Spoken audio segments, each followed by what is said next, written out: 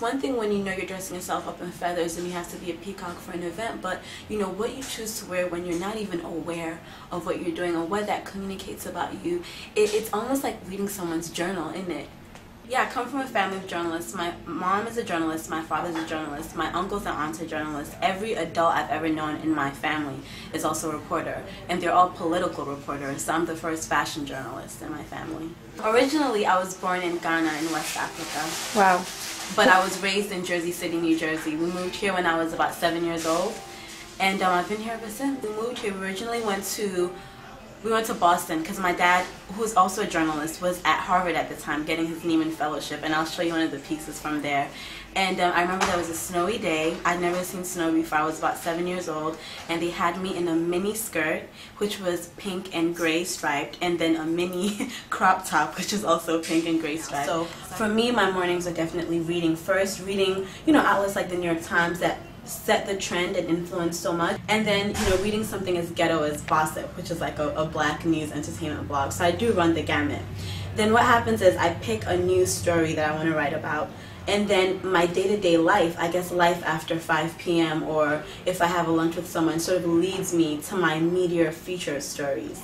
I don't ever say to myself, if I happen upon an interesting story, is this good enough? If it came my way, it's good enough. How do you build a wardrobe? Like, what's a woman's wardrobe? What's a journalist's wardrobe? What's a fashion editor's wardrobe? What's a ZANDILE's wardrobe? What works for me? And I think that all of us must at least be cognizant of key pieces that we have to have that work, and one of them is the winter coat. We must all have one. But really why I love this is I love the designer Norma Kamali, and I'd sort of like grown up hearing about her sleeping bag coat, and when I had the opportunity to save up enough money to buy one, I just leapt at it. As I mentioned, I was born in Africa, and I do remember a lot of my pieces from my first year here, and this is it. This is a sweatshirt that was sold on campus at Harvard, and it's a Neiman Fellowship sweatshirt, and the Neiman Fellowship is actually a journalism fellowship. That was given to your father? Yeah, that was given to my dad, and this is the one that he was in, and it has the year. This is my version of a black pump, and I love pants like this. These are Malandrino. This is American Apparel, who I absolutely adore, but this is Catherine Malandrino's pants from the spring season. This is a very classic outfit that I wear for the winter or for colder weathers. I'll put like a crop jacket over this. So this amazing piece, I've actually had this for about 3 to 4 years, and I sometimes wear it belted, but for an outfit like this, I'm just going to wear it loose. I love the color. You know, I'll be on a train, I'll be walking down the sidewalk, and everyone has on navy blues and blacks and grays, and here goes the loud little African girl in her burgundy. And I like it because it makes me feel funky and sassy and sexy. And I have family members back home that struggle, and I know that my struggle is a luxury to them, and I think remembering that always helps me to not go too far off into the clouds. What inspires me, it's really 3 things.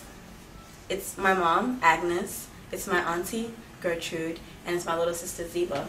With my mom, I gotta tell you her selflessness, because I know, and she's never said this to me, but you grow up and you know your parents' stories, and you see how other parents are, especially parents from my community. And I know that this lady sacrificed her career. I look at now when she sacrifices to make me happy. The other day I just put on Twitter that I was feeling sad, and she cyber stalks me on Facebook and Twitter. So she saw that and like pops up at my house with a bunch of food and some money, which I sorely needed. And whenever she does that stuff, like it just is. You're like, lucky. I know, I'm so fortunate. Wow. And that's all I need.